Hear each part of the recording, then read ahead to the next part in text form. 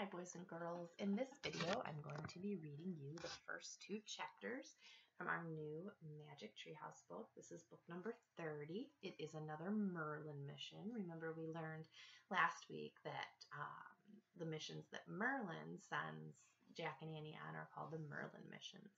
And so last week we read about Christmas in Camelot, and now we're going to read about Haunted Castle on Hallows Eve. And as you know, Hallows Eve is another word for our Halloween.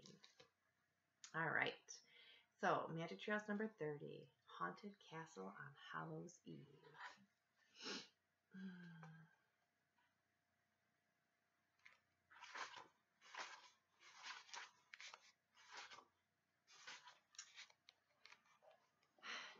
Chapter 1, All Hallows Eve. Maybe I should just be a vampire instead of a princess, said Annie.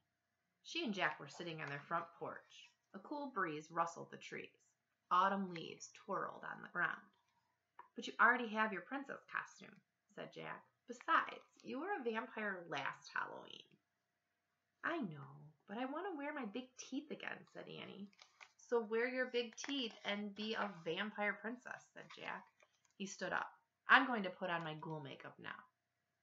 Caw! Oh man, said Jack. A giant blackbird swooped down to the ground. The bird strutted through the fallen leaves.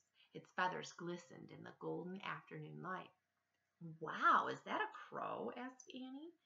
It's too big for a crow, said Jack. I think it might be a raven. A raven? Said Annie. Cool. The raven lifted its sleek head and stared at them with bright eyes. Jack held his breath. The bird hopped forward. It flapped its great black wings and lifted into the air. Then it glided into the autumn sky and headed toward the Frog Creek woods. Annie jumped up. It's a sign.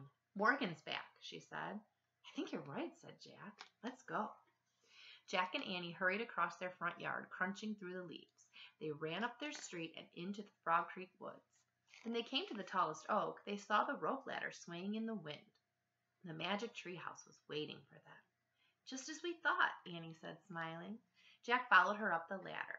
When they climbed inside the treehouse, they saw no sign of Morgan Le Fay, the enchantress from the kingdom of Camelot. That's weird, said Jack, looking around.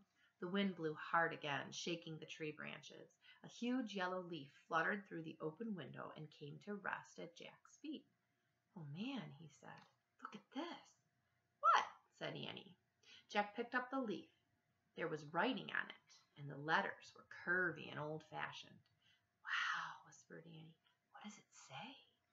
Jack held the leaf up to the treehouse window. In the fading light, he read aloud. To Jack and Annie of Frog Creek, on All Hallows Eve, look for me in the heart of the oak. M.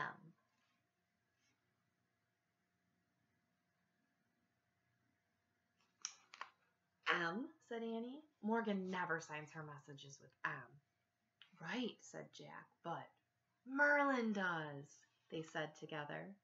When like when he sent us the invitation to spend Christmas in Camelot, said Annie. She pointed to the royal invitation that still lay in the corner of the treehouse.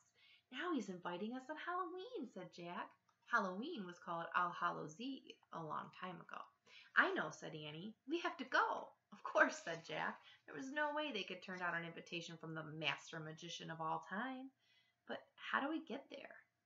I'll bet our invitation will take us, said Annie, like when we went to King Arthur's castle on Christmas Eve. Good idea, said Jack. He pointed to the fancy writing on the leaf. I wish we could go, to where the leaf invitation came from, said Annie. Right, said Jack. The wind began to blow. The treehouse started to spin. It spun faster and faster, and then everything was still. Absolutely still. Chapter 2. Jack opened his eyes. A chilly wind blew into the treehouse. Oak leaves swirled outside the window. Look, we have our costumes, said Annie. I'm not a princess or a vampire. Jack looked at their clothes. He was wearing knee-length tunic and tights. Annie was wearing a long dress with an apron. Camelot costumes, Jack said softly. They looked out the window together. They were high in a huge oak tree in a thick forest. The afternoon sun was low in the autumn sky. "So what do we do now?" said Jack. "The invitation says we're supposed to meet Merlin in the heart of the oak," said Annie. "Yeah, but what does that mean?" said Jack, scowling. "The heart of an oak?"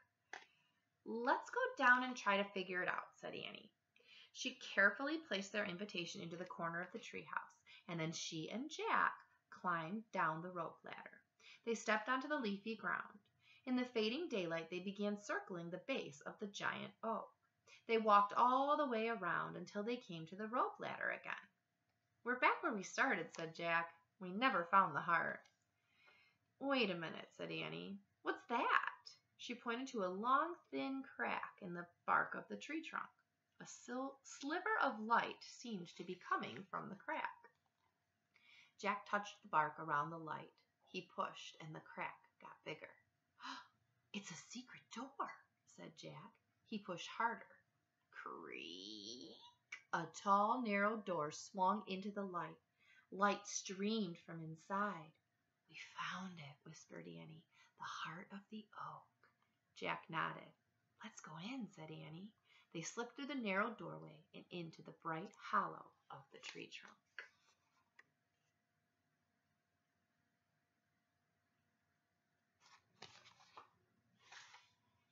Jack couldn't believe his eyes.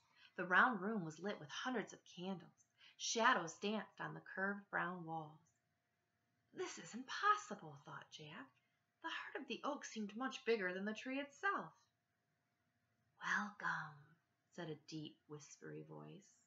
They turned around and saw an old man sitting in a carved wooden chair. He had a long white beard, and he wore a red cloak. "Hi, Merlin," said Annie. "Hello, Annie. Hello, Jack. It is good to see you again," the magician said. "I'm grateful for the help that you gave us on Christmas Eve in Camelot. Now Morgan and I believe you might be able to help us again." "We'd love to," said Annie. "The whole future of our kingdom depends upon your success," said Merlin. "Are you sure you want us?" Jack asked. "I mean, we're just kids." You have passed many tests for Morgan," said Merlin. Are you not master librarians and magicians of everyday magic?" Jack nodded. "Yes, we are." "Good. You will need your skills on your mission," said Merlin. "You will also need a helper to guide you from our world, the world of magic and legend." "Are you coming with us?" asked Annie. "No," the magician said. "Your guide shall be one much younger than I. He is in my library now. Yesterday, he brought me some books I had requested from Morgan's library." Merlin rose from his chair. "Come," he said, leading them to the door in the curved wall. He opened it and stepped into another room. Annie and Jack followed him. The musty room was filled with scrolls and ancient-looking books. Sitting on the floor was a boy about 11 or 12 years old. He was reading by the light of the lantern. "Your helper and guide," Merlin said to Jack and Annie. The boy looked up. He had a friendly freckled face and dark, twinkly eyes. He broke into a big grin. "Arf, arf," he said. "Teddy!" cried Annie. Jack couldn't believe it. Their helper was the young sorcerer who was training as Morgan's apprentice. Merlin, for once, looked surprised. "You already know each other?" he asked. "Yes, we met a while ago when I accidentally changed myself into a dog," said Teddy. "Morgan wanted to teach Teddy a lesson," explained Annie, "so she sent him with us on 4 treehouse journeys before she changed him back into a boy. He saved us on the Titanic, and he saved us from a buffalo stampede, and from a tiger in India," said Jack, "and a forest fire in Australia."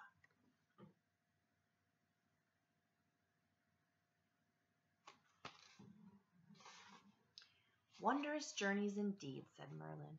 "I'm glad you are already friends. Your friendship may help you on this mission."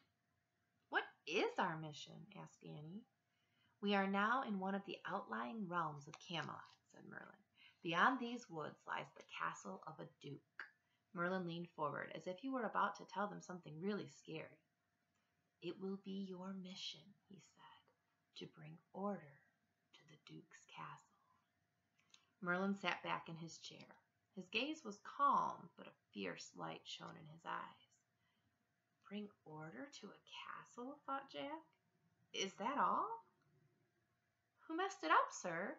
Asked Annie. You will find out soon enough, said Merlin. We accept our assignment gladly, said Teddy. The mission will be done without fail. Merlin fixed his gaze on Teddy. Perhaps, he said, but a warning, my boy. You are hasty and careless with your magic rhymes.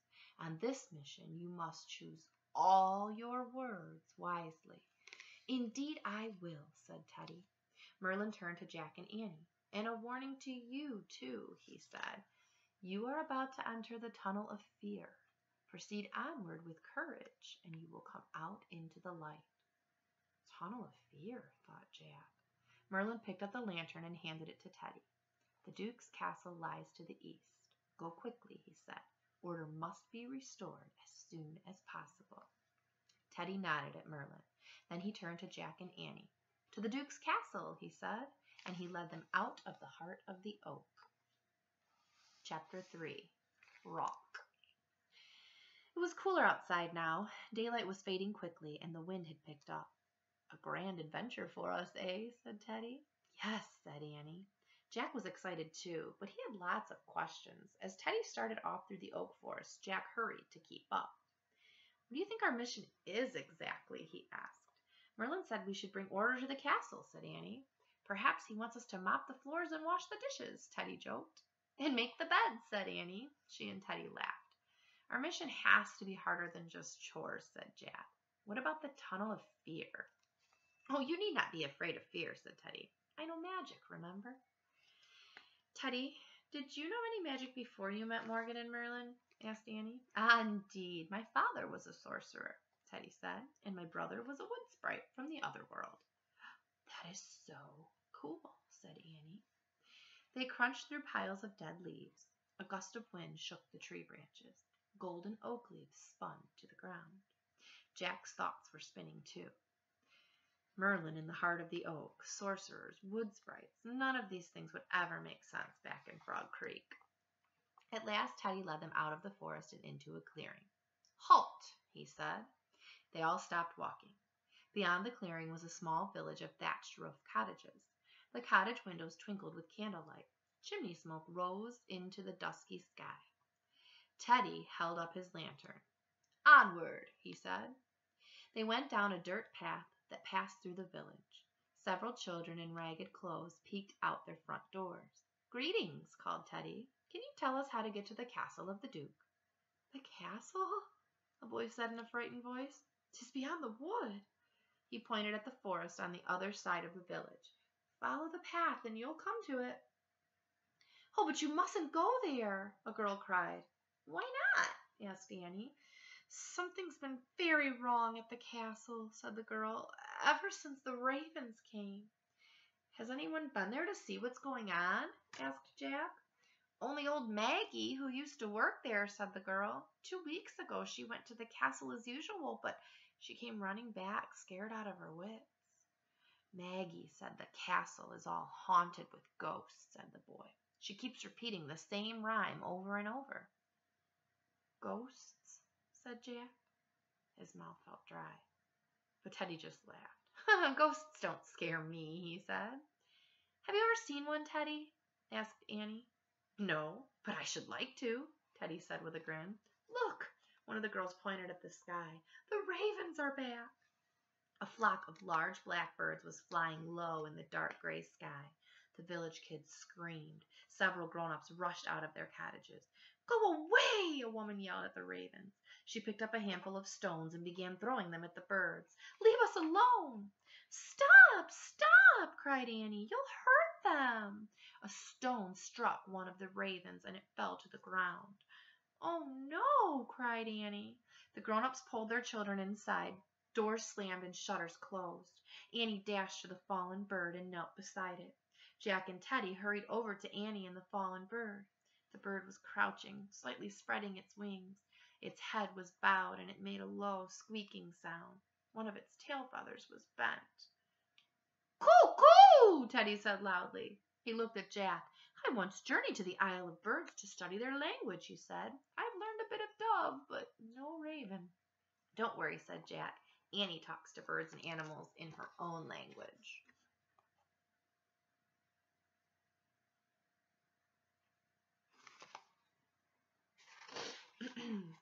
"I'm sorry for what they did to you," Annie said softly to the raven. She stroked its silky black head. "What's your name?" "Rock," the raven croaked. "Rock? Your name is Rock?" said Annie. "Rock, Rock," croaked the raven. "See, I told you," Jack said to Teddy. "Rock, they were afraid of you for some reason," Annie said. Rock made a soft bell-like sound. "Crong, crong." "Yes, that's why they knocked you out of the sky," said Annie. "One of your tail feathers is bent, but your wings don't seem hurt." Rock fluttered his back, long black wings. He took a few feeble steps. "Go on, Rock," Annie coaxed. "You can do it." The raven flapped its wings again. "Quack!" he croaked. He lifted off the ground. "Great!" said Annie, clapping. Rock flapped his wings. He glided up into the twilight. He swooped with ease back down to Annie. "Caw! Caw!" he called, as if thanking her. "Be careful, Rock!" Annie shouted. They all waved as the raven sailed off into the sky. Annie smiled at Jack and Teddy. "He was really nice," she said. "Indeed he was," said Teddy. "I think your gentle words were healing to him." "I wonder why people here are so afraid of ravens," said Annie. "Yeah," said Jack. "And what was that stuff about ghosts?" "Ghosts?" said Teddy. He smiled. "You needn't fear ghosts if you're with me." Jack shrugged. "I'm not really afraid," he said. "Not afraid?" said a feeble voice. Jack, Annie, and Teddy whirled around. An old woman stood in a dark doorway of a cottage. She leaned forward, and in a cracked voice she said, "Where is the girl who spins wool into thread? Where are the boys who play chess before bed? Where is the hound who waits to be fed?" The old woman stared at them with a fearful look in her eyes. Then she stepped back into her cottage and closed the door. A shiver went up Jack's spine. "That was strange," he said.